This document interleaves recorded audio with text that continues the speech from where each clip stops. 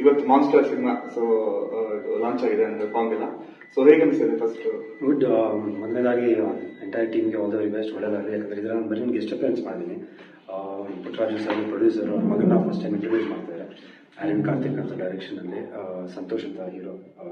Monster ಅಂದ ತಕ್ಷಣ I think larger than life cinema. ತುಂಬ ಅವನು ಹೀರೋದು ಡಿಫ್ರೆಂಟ್ ಕೈಂಡ್ಸ್ ಆಫ್ ಇದು ಗೆಟಪ್ಸ್ ಹೆಂಗಿರುತ್ತೆ ಅಂದ್ಬಿಟ್ಟು ಅದನ್ನು ಯಾವ ಥರ ಇದು ಮಾಡೋದಕ್ಕೆ, ಇರಾಡಿಕೇಟ್ ಮಾಡೋದಕ್ಕೆ ಅಂತ ಒಂದು ಕಾನ್ಸೆಪ್ಟ್. ಅದರಲ್ಲೇ ಬರೋಂಥ ನನ್ನೊಂದು ಪಾತ್ರ ಒಂದು ಇದಾಗಿ ಅನ್ನೋದು ಒಂದು ಇನ್ವೆಸ್ಟಿಗೇಷನ್ ಆಫೀಸರ್ ಆಗಿ ಬರ್ತೀನಿ. ಸೊ ಅಲ್ಲಿಂದ ಸಿನಿಮಾ ಇನ್ನೊಂದು ರೂಪ ತಗೊಂಡಿದೆ. ಸೊ ಚಿತ್ರರಂಗದಲ್ಲಿ ನೀವು ಕ್ಯಾಡ್ಬರೀಸ್ ಅಂತಾನೆ ಗುರುತಿಸ್ಕೊಂಡಿರೋರು. ಸೊ ಕ್ಯಾಡ್ಬರೀಸ್ ಅಂತ ಹೆಸರು ಕೊಟ್ಟಿದ್ದು ದರ್ಶನ್ ಸರ್ ಅವರು. ಸೊ ಈಗ ಸದ್ಯಕ್ಕೆ ಇಂಡಸ್ಟ್ರಿಯ ಬೆಳವಣಿಗೆ, ಒಂದು ಕೆಟ್ಟ ಬೆಳವಣಿಗೆ ಅಂತ ದರ್ಶನ್ ಸರ್ ಅವರು ಜೈಲು ಪಾಲಾಗಿರೋದು. ಸದ್ಯಕ್ಕೆ ನೆಕ್ಸ್ಟ್ ಮಂತ್ 4 ತನಕ ಅವರು ಜೈಲಲ್ಲಿ ಇರಬೇಕು ಅನ್ನೋ ಒಂದು ಒತ್ತಾಯ ಬಂದಿದೆ. ಸೊ ಅದ್ರ ಬಗ್ಗೆ ಫಸ್ಟ್ ರಿಯಾಕ್ಷನ್, ಇದುವರೆಗೂ ರಿಯಾಕ್ಷನ್ ಕೊಟ್ಟಿಲ್ಲ. ಸೊ ಈ ಮೂಲಕ ರಿಯಾಕ್ಷನ್ ಕೊಟ್ಟಿಲ್ಲ ಅಷ್ಟೇ. ದರ್ಶನ್ ಸರ್ ಬಗ್ಗೆ ಫಸ್ಟ್ ನಾನು ಹೇಳ್ಬೇಕಂದ್ರೆ ಆ್ಯಕ್ಚುಲಿ ಅವ್ರು ನಾನು ಚಿತ್ರರಂಗ ಬರೋಕ್ಕಿಂತ ಮುಂಚೆನೇ ಅವ್ರ ದೊಡ್ಡ ಫ್ಯಾನು. ಯಾಕಂದರೆ BTM ಲೇಔಟಲ್ಲಿ ಇದ್ದಾಗ ನಾವು ಇದ್ದಾಗ ಅವ್ರ ಸಿನಿಮಾಗಳನ್ನ ನೋಡ್ಕೊಂಡು ಬೆಳೆದಿರೋದು ನಾನು. ಸರ್ ಅವ್ರ ಬಗ್ಗೆ ನಾನು ಜಾಸ್ತಿ ಮಾತಾಡೋದು ದೊಡ್ಡವನಲ್ಲ, ಬಟ್ ಆದರೂ ನನ್ನ ಜೊತೆ ಎಲ್ಲ ತುಂಬ ತುಂಬ ಒಳ್ಳೆ ಒಡನಾಟ ಆಯಿತು ಸರ್. ಅವ್ರ ಮನೆ ಊಟ ಮಾಡಿದ್ದೀನಿ. ವಿಜಯಕ್ಕ ಅವರಾಗಿರ್ಬೋದು, ದರ್ಶನ್ ಸರ್ ತುಂಬ ನಮ್ಗೆ ಊಟ ಕೊಟ್ಟಿದ್ದಾರೆ. ಸೊ ಅವರು ಮನೆ ಬಗ್ಗೆ, ಅವ್ರ ಬಗ್ಗೆ ನಾನು ಯಾವತ್ತೂ ನಾನೇನು ನೆಗೆಟಿವ್ ಮಾತಾಡೋಕ್ಕೆ ಸಾಧ್ಯನೇ ಇಲ್ಲ. ಬಟ್ ಆದರೂ ಇದು ಆಗಿರೋದು ಒಂದು ವೆರಿ ಅನ್ಫಾರ್ಚುನೇಟ್ ಇನ್ಸಿಡೆಂಟ್ ಅಂತಲೇ ಹೇಳ್ಬೋದು. ಇದಾಗಬಾರ್ದಿತ್ತು, ಇದಾಗದಿದ್ರೆ ಒಳ್ಳೆಯದು ಅಂತಲೇ ಒಂದು ಅನಿಸುತ್ತೆ. ಇದಾಗಬಾರ್ದಿತ್ತು, very unfortunate what is happened. But ಎಲ್ಲೊಂದು ಕಡೆ ನೋಡಿದ್ರೆ ಐ ಥಿಂಕ್ ಅವ್ರಿಗೂ ಗೊತ್ತು, ಅವ್ರ ಅಭಿಮಾನಿಗಳಿಗೂ ಗೊತ್ತು. ಇಲ್ಲಿ ಪೊಲೀಸ್ ಅವರು ಕೆಲಸ ಮಾಡಿದ್ದಾರೆ. ಸೊ ಇಲ್ಲಿ ಕಾನೂನು ಇವಾಗ ನ್ಯಾಯಾಲಯ ಅವ್ರ ರೀತಿ ಇತ್ತು ಅಂತಾರೆ. ಅದಕ್ಕೆಲ್ಲ ನಾವು ತಲೆ ಬಾಗಲೇಬೇಕು. ಸೊ ಆ ನಿಟ್ಟಲ್ಲಿ ಲೆಟ್ಸ್ ಹೋಪ್.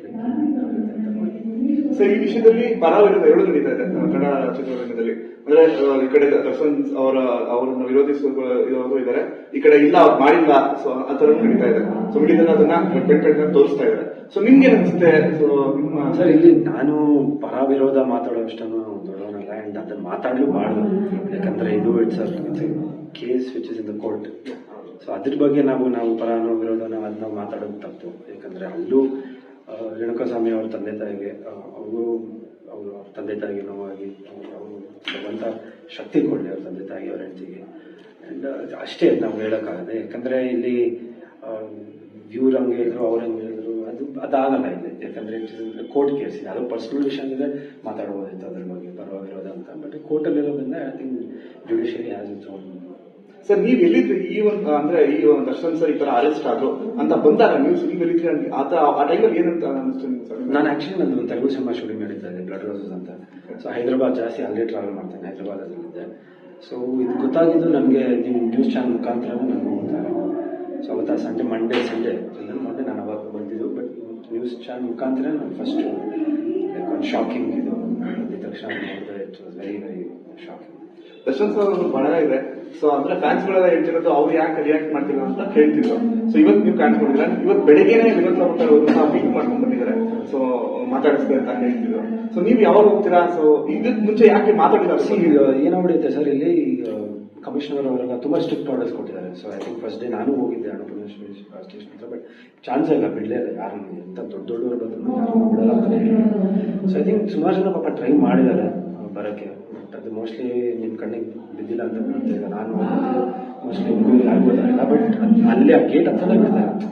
ಆ ಗೇಟ್ ಬ್ಯಾರಿಕೇಡ್ ಹಾಕಿದ್ರು. ಸೊ ಅಲ್ಲೇ ನಮಗೆ ಯಾರು ಇದು ಮಾಡ್ತಾರೆ. ಸೊ ಅವಾಗ ಸಪೋರ್ಟ್ ಅಂತ ಆ ಥರ ಯಾರು ಅಂದರೆ ಅದು ತಪ್ಪಾಗುತ್ತೆ. ನಾವು ಯಾರು ಇಲ್ಲ ಅದು ಇದು ಅಂತ ಅದೆಲ್ಲ ಏನಿಲ್ಲ ಸರ್. ಯಾಕಂದರೆ ಅವ್ರು ಹೇಳಿದ್ರಿಂದ ಯಾರನ್ನೂ ಹತ್ರಕ್ಕೆ ಸೇರಿಸ್ತಾರೆ, ಯಾರನ್ನೂ ಹತ್ರಕ್ಕೆ ಬಿಡ್ತಾರೆ ಅಂತ ಎಲ್ಲರೂ ಸುಮ್ಮನೆ ಇರೋದು. ಆಮೇಲೆ ಇದ್ರ ಬಗ್ಗೆ ಪೋಸ್ಟ್ ಹಾಕೋದು, ಇದ್ರ ಬಗ್ಗೆ ಕಮೆಂಟ್ ಮಾಡೋದು, ಇದ್ರ ಬಗ್ಗೆ ನಾವೇನಾದರೂ ಹೇಳೋದು ಅದು ತಪ್ಪಾಗುತ್ತೆ. ಯಾಕಂದರೆ ನಾವಾಗಲೇ ಹೇಳಿದಂಗೆ ಚಂದ ಜುಡಿಷಿಯರಿ ಚಂದ ನ್ಯಾಯಾಲಯದಲ್ಲಿದೆ, ಈ ಕೋರ್ಟ್ ಕೇಸ್ ಅಲ್ಲಿದೆ. ಸೊ ನಾವೇನೂ ಹೇಳೋಕ್ಕಾಗಲ್ಲ, ಯು ಕೆನಾಟ್ ಸೇ. ಬಟ್ ಹಂಗೂ ನಾವು ನೆಗೆಟಿವ್ ಮಾತಾಡೋಕ್ಕಾಗಲ್ಲ. But law will take its on course ಅಂತ. ಸರ್ ನೀವು ಎಷ್ಟು ಇಷ್ಟಪಡ್ತೀರೋ, ನಿಮ್ಮ ತಂದೆಯವರು ದರ್ಶನ್ ಅಂದ್ರೆ ತುಂಬಾ ಇಷ್ಟ ಆಗುತ್ತೆ. ಹೌದು. ಸೊ ಸಿನಿಮಾಗಳೆಲ್ಲ ನೋಡ್ತಾ ಇರ್ತಾರೆ. ಸೊ ಅವ್ರ ಕಡೆಯಿಂದ ಏನು ರಿಯಾಕ್ಷನ್ ಬಂತು? ಇತ್ತೀಚೆಗೆ ಕಾಟೇರ ಸಿನಿಮಾ ಆಕ್ಚುಲಿ ನಾನು ಫಸ್ಟ್ ಎಲ್ಲ ಫ್ರೆಂಡ್ಸ್ನೆಲ್ಲ ಕರ್ಕೊಂಡು ಹೋಗ್ಬಿಡ್ತಿದ್ದೆ ಯಾವಾಗಲೂ. ಬಟ್ ತಂದೆ ತಾಯಿ ಈ ಸಲ ಇಲ್ಲ, ನಾವು ಬರ್ತೀವಿ ಇಲ್ಲೂ ಈ ಸಲ ನೋಡೋಣ, ಸಿನಿಮಾ ನೋಡೋಣ.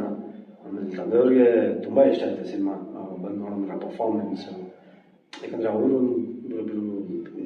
ಕಲಾವಿದರಾದ್ರಿಂದ ಆಮೇಲೆ ಅವರು ಒಂದು 300 ಸಿನಿಮಾ ಮಾಡಿದ್ರು. ದರ್ಶನ್ ಸರ್ ನೋಡಿದಾಗ ತುಂಬ ಸ್ಟೈಲು.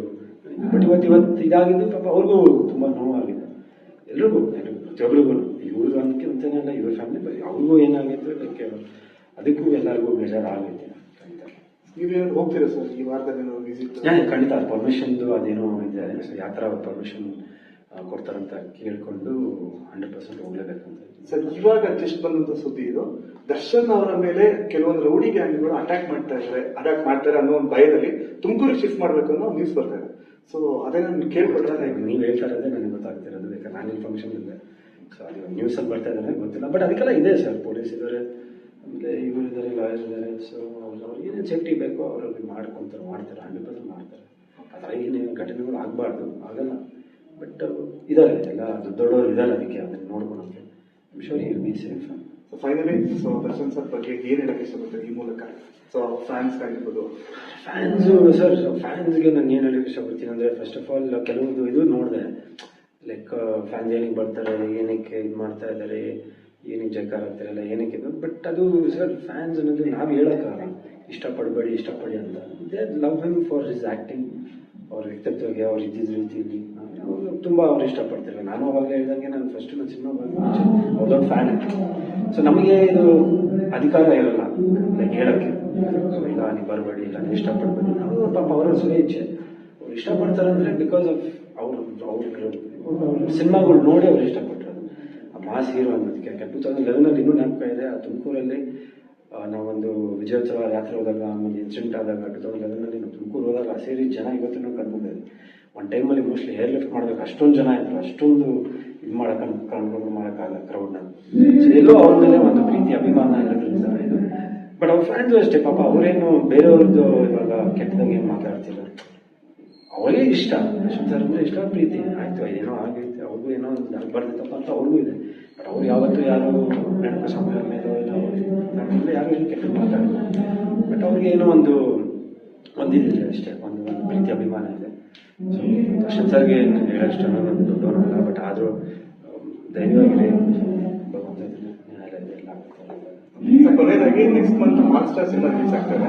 ನೀವು ಆಸ್ ಎ ಫ್ಯಾನ್ ಆಗಿಬಿಟ್ಟು ಆಸ್ ಎ ಆರ್ಟಿಸ್ಟ್ ಆಗಿ ಕನ್ನಡ ಚಿತ್ರರಂಗದಲ್ಲಿ ಹೀರೋ ಆಗಿ ಗುರುತಿಸ್ಕೊಂಡಿರೋದ್ರಿಂದ ಈ ತರ ಬೆಳವಣಿಗೆಗಳಿಂದ ಸಿನಿಮಾಗಳ ಮೇಲೆ ಪರಿಣಾಮ ಬೀರುತ್ತಾ, ಜನ ಸಿನಿಮಾ ಕಡೆ ಬರೋದು ಕಮ್ಮಿ ಆಗುತ್ತಾ? ಇಲ್ಲ, ಆ ಥರ ಏನಿಲ್ಲ. ಇದೇ ಒಂದು 3 ತಿಂಗಳು ಮುಂಚೆ ನೀವೇ ಹೇಳ್ತಾ ಇದ್ರಿ, ಯಾರು ಬರ್ತಿಲ್ಲ ಸಿನಿಮಾಗೆ, ಏನಕ್ಕೆ ಅಂತ. ಒಂದು 50 ಸಿನಿಮಾ ರಿಲೀಸ್ ಆಗಿದೆ ಒಂದು 4-5 ಮಂತ್ಸಿಂದ. ಸೊ ಪರಿಣಾಮ ಎಲ್ಲ ಬೀರೋದಿಲ್ಲ, ಆ ಥರ ಏನಿಲ್ಲ. ಸಿನಿಮಾ ಅಂತ ಬಂದಾಗ ಸಿನಿಮಾನ ಪ್ರೀತಿಸೋರು ಇದ್ದಾರೆ, ಸಿನಿಮಾನ ಅದು ಪರ್ಸ್ನಲ್ಲು, ಇದಾಗಿರೋದು ವ್ಯಕ್ತಿಗೆ. ಬಟ್ ಅದು ಸಿನಿಮಾ ರಂಗಕ್ಕೆ ಒಂದು ಇದು ಹೂಡಿಕೆ ಮಾಡೋದು ಅದೇನು ಅಷ್ಟೇನು ಸರಿಯಲ್ಲ ಅನಿಸುತ್ತೆ. ಯಾಕಂದರೆ ಐ ಥಿಂಕ್ ಯಾಕಂದ್ರೆ ಎಲ್ಲ ಕಡೆ ಆಗುತ್ತೆ ಸರ್, ನೀವು ನೋಡಿದ್ರೆ ಹೆಸರು ತೊಗೊಳಕ್ಕೆ ಇಷ್ಟಪಡಲ್ಲ, ಬಾಲಿವುಡಲ್ಲಿ ಆಗಿರ್ಬೋದು, ಮಲಯಾಳಂ ಎಲ್ಲದೂ. ಬಟ್ ಸಿನಿಮಾ ಅನ್ನೋದು ಒಂದು ಸೈಕಲ್, ಹೋಗ್ತಾನೆ ಇರುತ್ತೆ ಮುಂದೆ ಲೈಫಲ್ಲಿ. ಯಾರೂ ಅದಕ್ಕೆ ಅಡ್ಡ ಸ್ಟಾಪ್ ಮಾಡಿ ಇದು ಮಾಡೋಕ್ಕಾಗಲ್ಲ.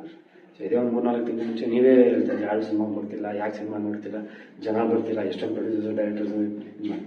ಸೊ ಈ ವಿಷಯದಿಂದ ಯಾರು ಬರಲ್ಲ, ಅದೇ ಅದರ 100% ಆ ಥರ ಸಿನಿಮಾ ನೋಡೋರು 100%. ಒಳ್ಳೆಯದಾಗಿ. Thank you sir, thank you. All the best. Thank you sir.